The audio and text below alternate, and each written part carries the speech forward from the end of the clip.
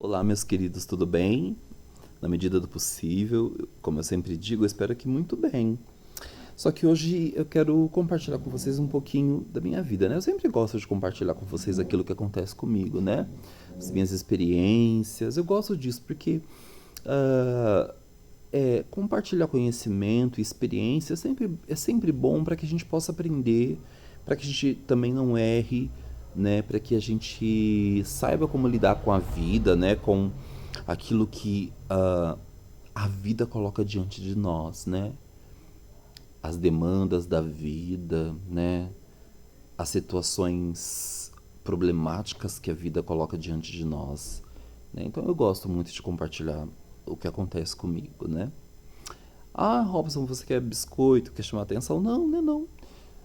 Mas eu gosto de compartilhar conhecimento e também quero falar depois algo para vocês, tá? Sobre isso, sobre chamar atenção, né? Algo bem legal. Meu nome é Robson, como todo mundo sabe, eu sou enfermeiro. Eu estudei em uma das melhores universidades de São José do Rio Preto, a Unirp, com mais de 60 anos de tradição, curso de enfermagem reconhecido pelo MEC, com excelentes notas, um curso de renome, inclusive, em São José do Rio Preto. Né? Nós estagiamos nos melhores hospitais de São José do Rio Preto. A grade curricular é excelente, com professores, doutores, mestres, e são assim, professores inteligentérrimos. Eu tive o privilégio de estudar realmente nessa universidade. Estou fazendo pós-graduação agora em UTI, desculpa, emergência, urgência e UTI geral, né? E é muito bom, né? Isso, é sempre bom ter conhecimento. E eu estava aqui pensando que aí, quando eu tenho muita dificuldade, eu tive para me formar, inclusive, né? Tive bolsa, consegui me formar, né? Eu consegui ter uma bolsa também, né?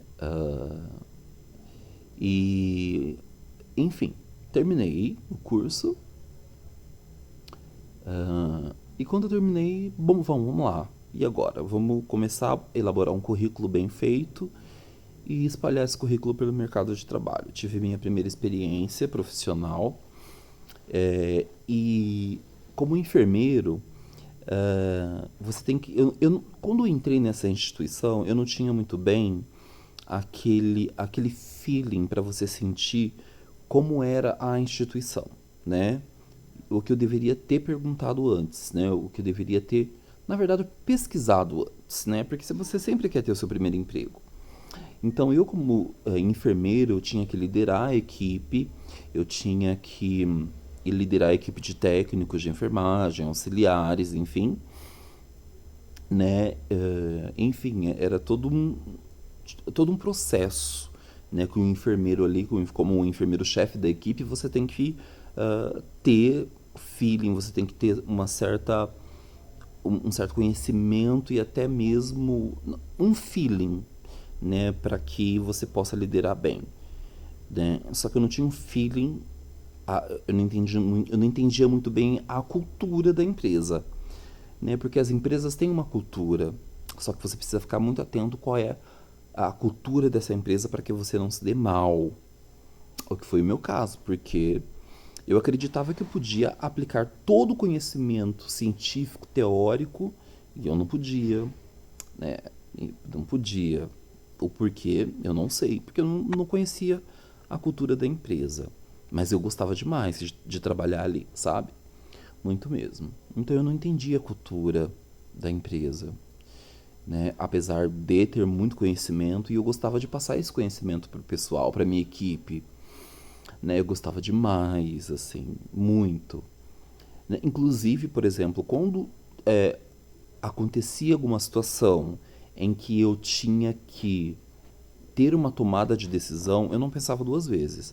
Por exemplo, uma vez um paciente com uma lesão por pressão, que são aquelas úlceras, né, que são aquelas feridas, aquelas escaras que um paciente acamado desenvolve, né, nas proeminências ósseas, né, geralmente o paciente acamado tem, porque ele fica muito tempo acamado, aí não ocorre o suprimento necessário de oxigênio, nutrientes, vitaminas para aquele local, em decorrência do fluxo sanguíneo que não é adequado, né, naquele local, naquela região, então ele acaba desenvolvendo essas lesões.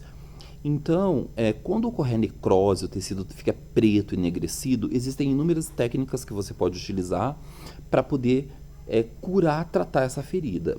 Uma delas é a técnica de Square. Uma vez um paciente, né, ele tinha uma lesão por pressão e eu identifiquei que era uma necrose de liquefação, não uma necrose de coagulação, aí é um termo técnico, e eu já sabia o que fazer, né? Então eu fui lá, fiz o desbridamento instrumental conservador que o enfermeiro pode fazer, né? E o paciente já tinha ali, a família já tinha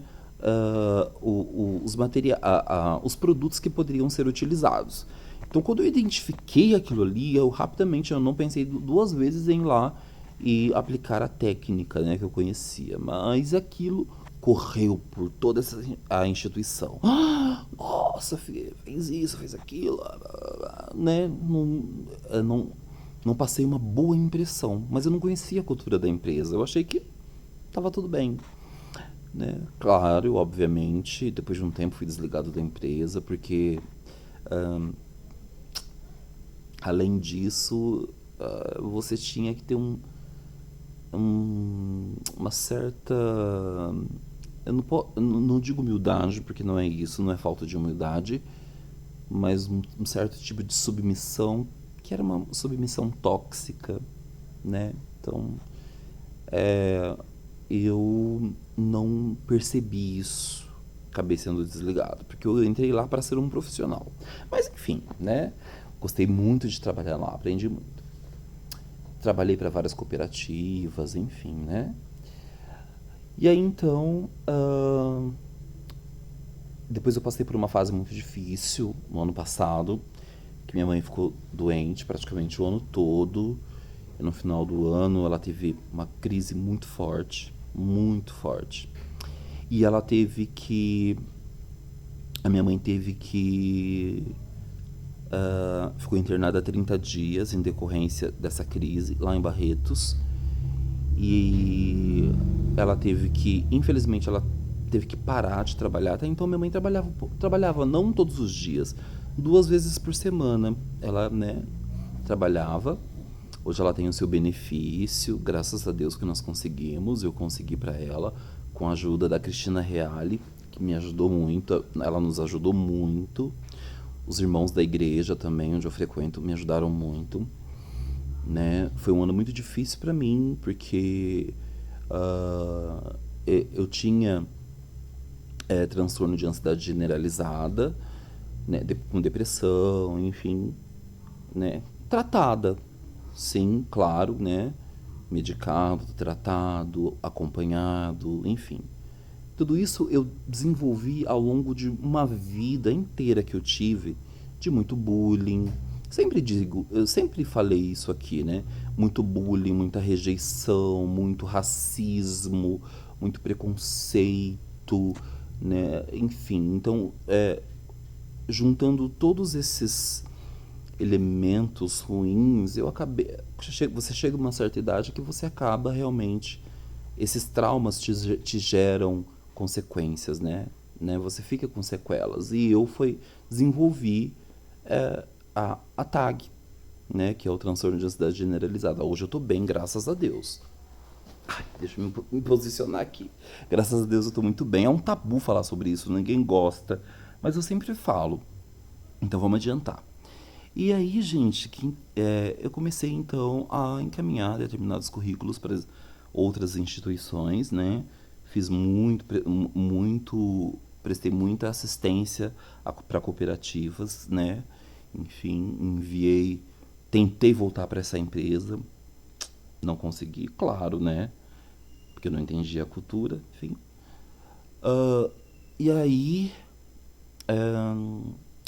tentei entrar na UPA, não consegui também, mas tudo bem também. Tentei entrar, enviei vários currículos para fora. São José do Rio Preto, Barretos, Catanduva, Bebedouro, né, mãe? Bebedouro, São Paulo, para todos os lugares que vocês puderem imaginar. Eu enviei. Mas assim, as pessoas não conhecem os bastidores da nossa vida, né? E aí as pessoas me julgavam assim: puxa, será que o Robson gosta de trabalhar, né? Será que ele realmente gosta de trabalhar? Se eu não gostasse, eu não estaria enviando tantos currículos, né? E eu escutava muito assim: tenta outra área, faz qualquer coisa, né? Vai fazer qualquer coisa enquanto você não consegue, sabe aquela coisa assim? Mas eu sou aquele tipo de pessoa que eu persisto no meu sonho. Eu gosto de sonhar, né? Quem não tem sonhos? Então eu gosto de ir atrás daquilo que eu gosto de fazer. É claro que eu fiz alguns bicos, né, fora da minha área, quando eu precisei muito. Mas como a minha mãe tinha o benefício dela, então não tinha tanta necessidade e era uma companhia ficar com a minha mãe também, né? Nessa fase que a minha mãe não estava muito bem. Aí, no final do ano, minha mãe teve uma crise muito forte, ela teve que ser internada, ficou 30 dias internada, né, em decorrência de uma intoxicação por carbonato de lítio. Foi um erro médico, mas ela teve. E ela.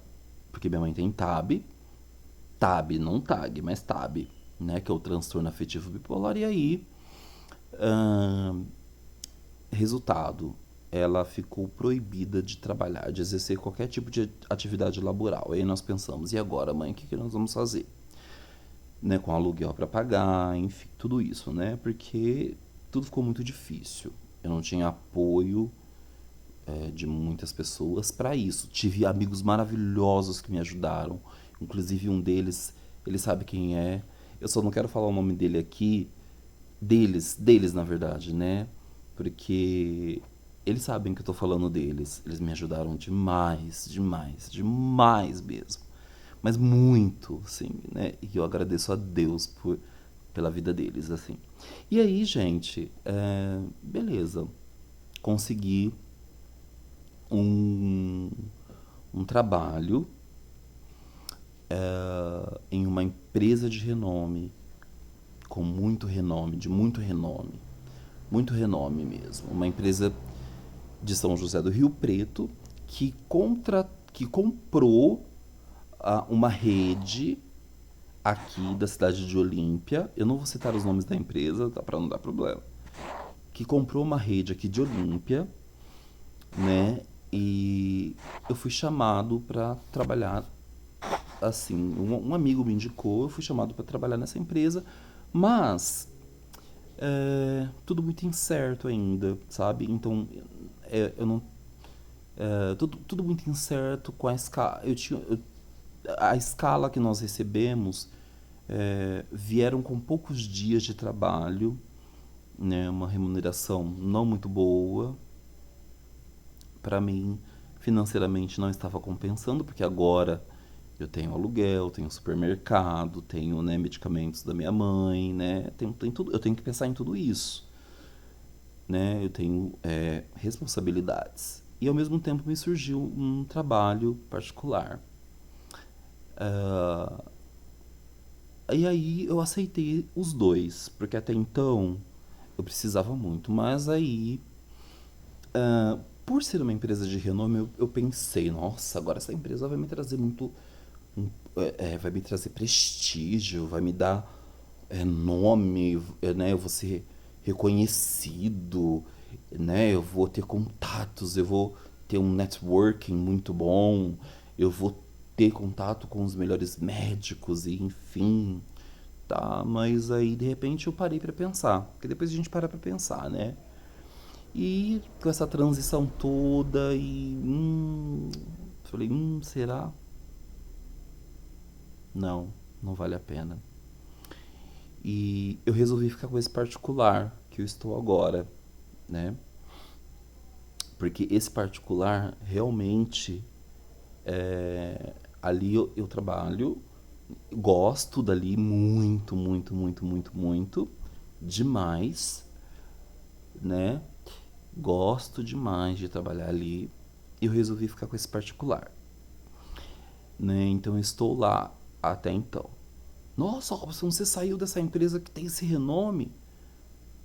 Sim, saí. Mas sabe o que acontece? É, eu tinha no meu coração o seguinte pensamento. Quando eu trabalhei na empresa X, eu fui demitido injustamente. Eu fiquei muito revoltado, porque eu não entendia o que eu tinha feito. Né? Porque eu falei, gente, mas o que eu fiz de errado, de tão grave assim, para que, né, me dispensassem? Né?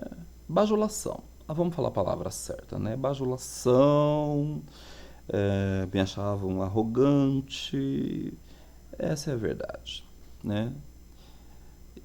Enfim, né? Eu fazia coisas, eu sabia demais, então você não podia saber demais, entende? Acho que vocês captaram a mensagem. E aí, tô nesse particular. Só que no meu coração, eu pensava assim, no ano passado. Eu almejava entrar na UPA.